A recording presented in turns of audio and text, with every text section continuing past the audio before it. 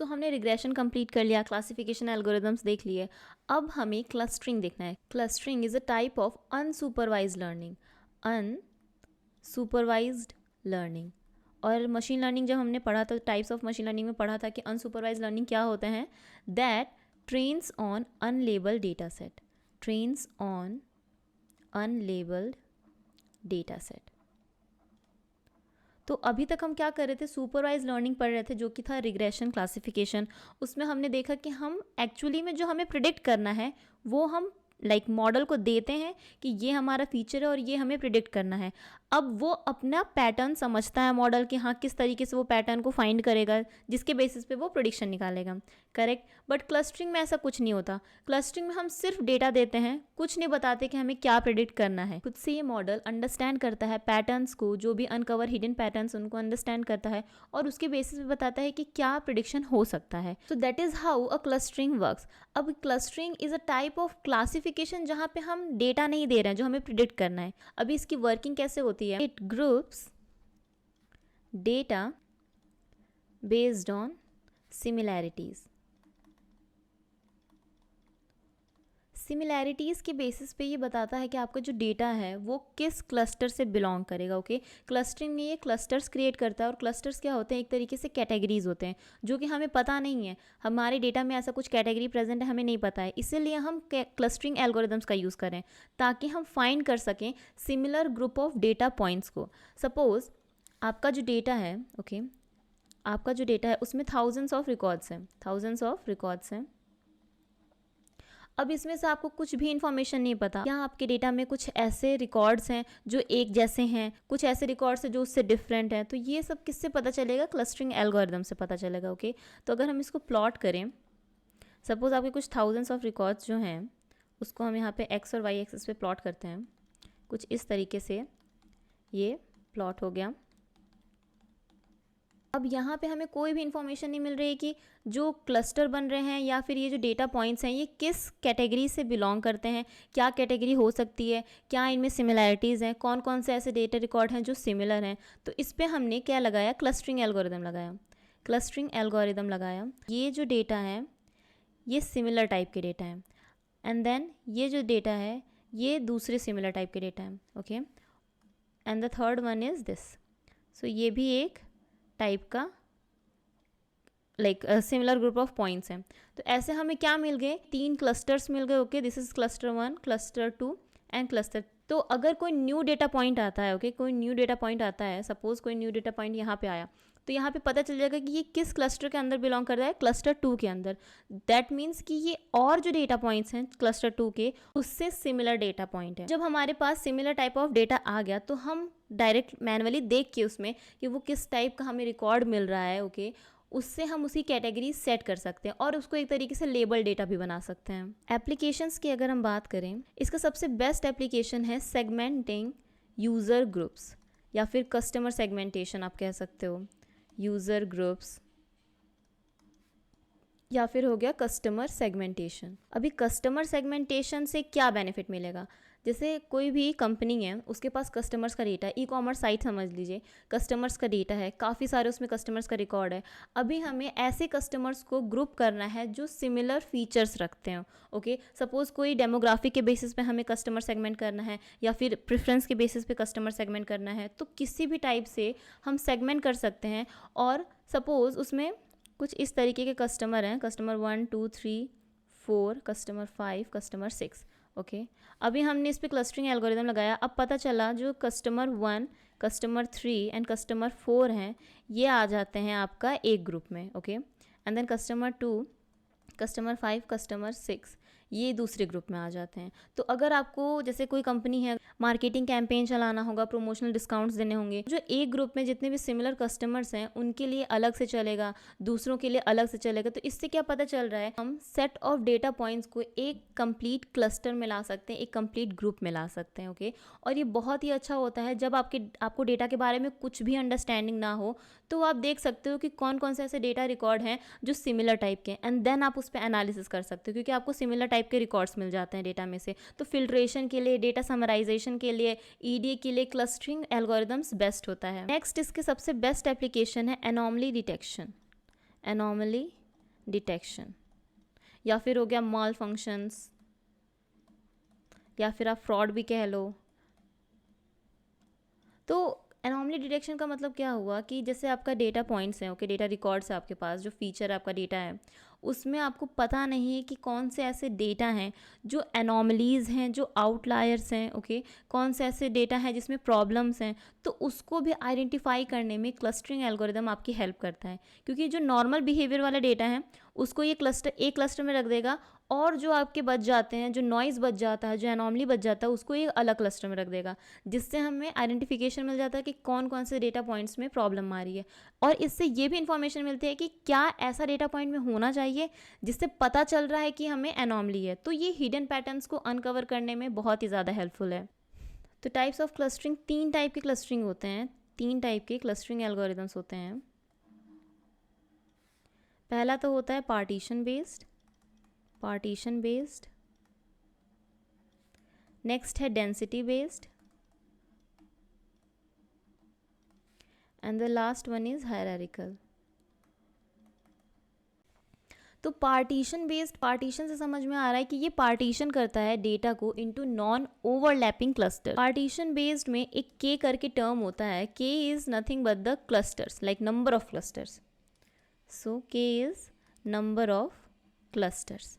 So this algorithm identifies k clusters with minimum variance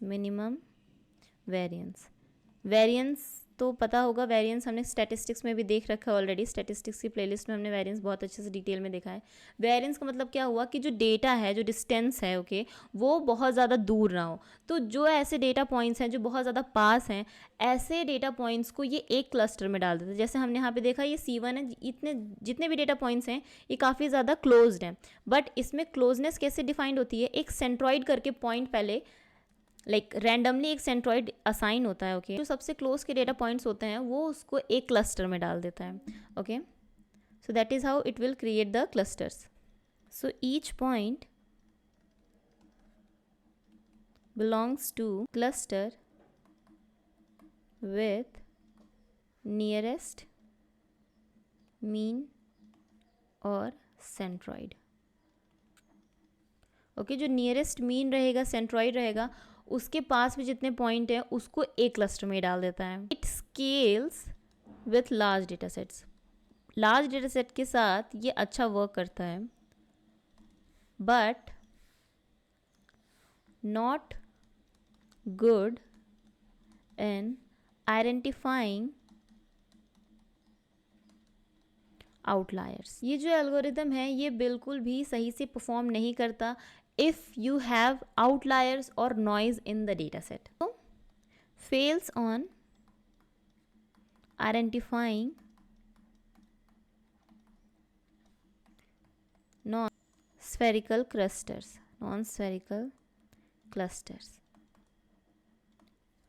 इसका क्या मतलब हुआ कि जो पार्टीशन बेस्ड क्लस्टरिंग है, के मीन्स क्लस्टरिंग है, ये सिर्फ स्फेरिकल क्लस्टर्स ही क्रिएट करता है, ओके। स्फेरिकल क्लस्टर्स ऐसे भी हो सकते हैं, ऐसे भी हो सकते हैं। अगर आप अपने डेटा को विजुअली प्रेजेंट करते हो और देखते हो कि जो उसका क्लस्टर्स है वो स्फेरिकल नहीं है, देन इन दैट केस के मीन्स क्लस्टरिंग वर्क नहीं करेगा, because it fails on identifying the non spherical cluster. अब इसका क्या मतलब हुआ, नॉन स्फेरिकल क्लस्टर्स का मतलब क्या हो गया, अगर मैं बात करूं, अगर आपका कुछ डेटा इस तरीके का है, okay,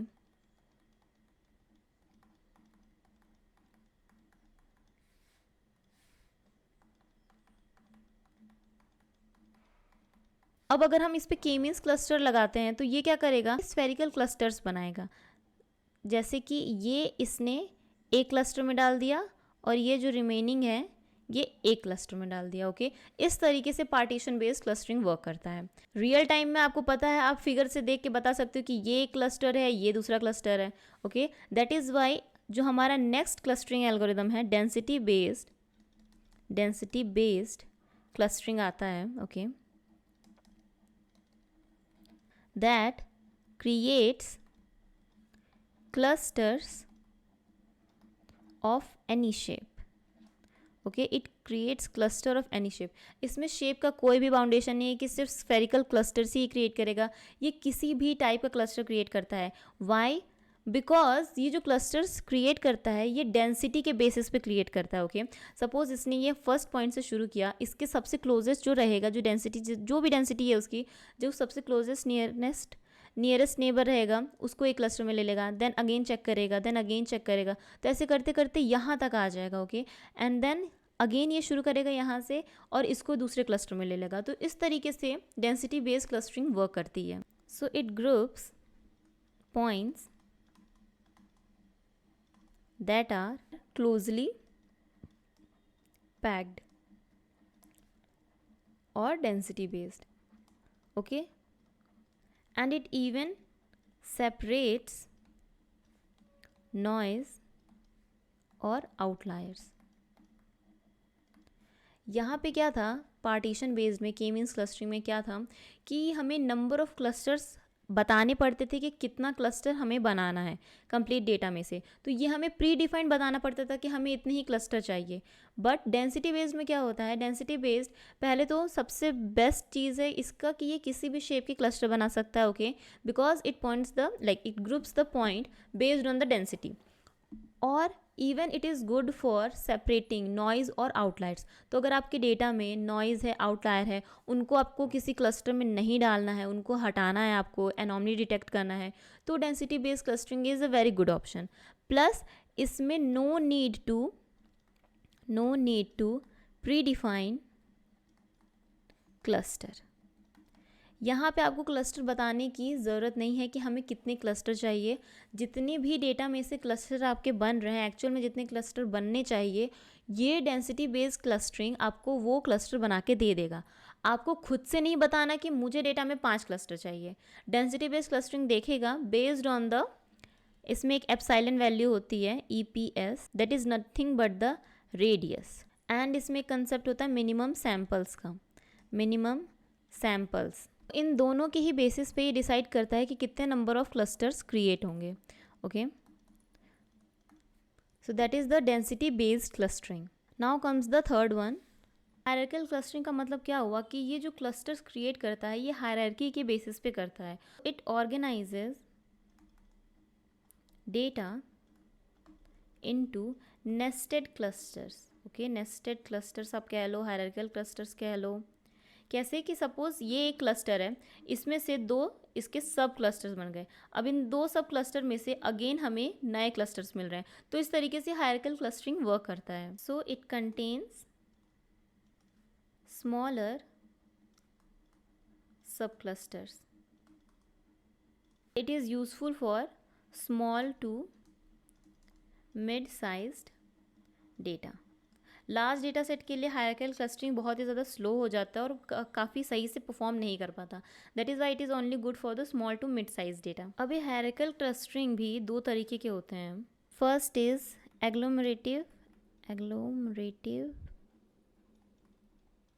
and the second one is divisive. Agglomerative क्या होता है, ये बॉटम अप अप्रोच है, bottom up approach, and divisive is the top down approach. Agglomerative को हम पहले समझते हैं। बॉटम अप अप्रोच का मतलब क्या हुआ, बॉटम अप मतलब हमें नीचे से ऊपर जाना है। ओके, तो नीचे से ऊपर जाने का मतलब क्या हुआ कि it starts with each observation as cluster. Okay, पहले तो सारे ऑब्जर्वेशन को एज अ क्लस्टर लेता है। Okay, it starts with each observation as individual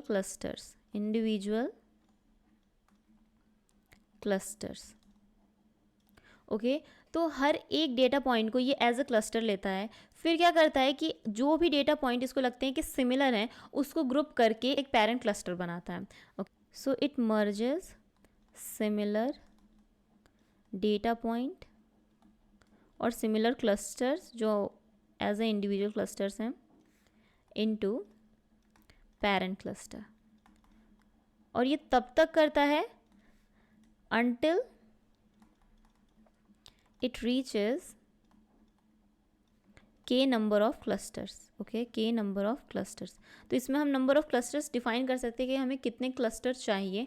अगर हम डिफाइन नहीं करते हैं तो हमें एक सिंगल रूट क्लस्टर मिल जाता है जिसमें सारे डेटा पॉइंट आ जाते हैं, जो कि हमें नहीं चाहिए। करेक्ट। तो सपोज़ हमारे पास 4 डेटा पॉइंट हैं, ओके, 4 डेटा पॉइंट है। अब इनमें से हमें समझ में आया कि ये जो 2 डेटा पॉइंट हैं ये एक क्लस्टर में बन सकते हैं, ओके। तो ये एक क्लस्टर बन गया इन दोनों का, सपोज़ ये एक क्लस्टर बन गया, ओके। इसी तरीके से अब इन दोनों को हमने मैच किया, इन दोनों में भी हमें एक क्लस्टर मिल गया। तो ये क्या हुआ, ये तो सिंगल क्लस्टर बन गया।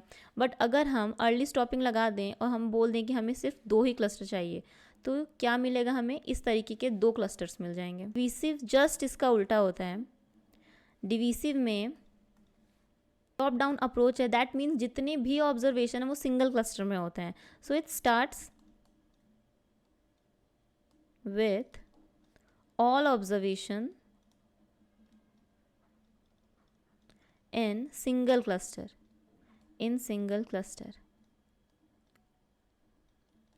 and then based on the similarities it splits the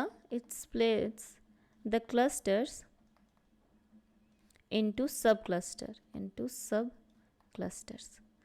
तो जो चीज़ हम यहाँ पे बॉटम टू अप कर रहे हैं वो चीज़ यहाँ पे टॉप टू बॉटम होता है, ओके। सपोज सारा क्लस्टर, सारे जितने भी डेटा पॉइंट्स हैं ये सिंगल एक क्लस्टर में है, देन इसने डिवाइड किया 2 क्लस्टर में, देन यहाँ से पता चला कि यहाँ पे एक और क्लस्टर बन सकता है, सब क्लस्टर। तो इस तरीके से हमें 3 क्लस्टर मिल गए, C1 C2 and C3। But start कहाँ से हुआ था, complete data in single cluster. अब जो डिवीसिव वाला एल्गोरिदम है, एल्गोरिथमेटिक तो हम पढ़ लेंगे, डिवीसिव वाला जो एल्गोरिदम है it is just conceptually available, okay. इसकी सिर्फ थ्योरी अवेलेबल है, theory available and not the library, ये कहीं आपको इम्प्लीमेंटेशन नहीं मिलेगा इसका कंसेप्ट अवेलेबल है बट इसकी लाइब्रेरी अवेलेबल नहीं है। तो हम बॉटम अप अप्रोच लेके चलते हैं, एग्लोमरेटिव को पढ़ते हैं हायरार्किकल क्लस्टरिंग में। नेक्स्ट लेट्स सी जो इन तीनों क्लस्टरिंग के एल्गोरिदम्स हैं, एक्चुअल एल्गोरिदम्स लाइक के means clustering, DB scan, density based में आपका आ जाता है DB scan algorithm, okay, DB scan algorithm. Hierarchical में आपका एग्लोमरेटिव तो आ ही रहा है, इसके अलावा एक इसका हायरार्किकल बेस्ड DB स्कैन भी आ जाता है। सो HDB स्कैन एंड एग्लोमरेटिव, तो ये दोनों एल्गोरिदम हम इसके अंदर देखेंगे। तो ये सारे एल्गोरिदम को हम 1 बाय 1 देखेंगे एंड देन इम्प्लीमेंट करेंगे पाइथन में।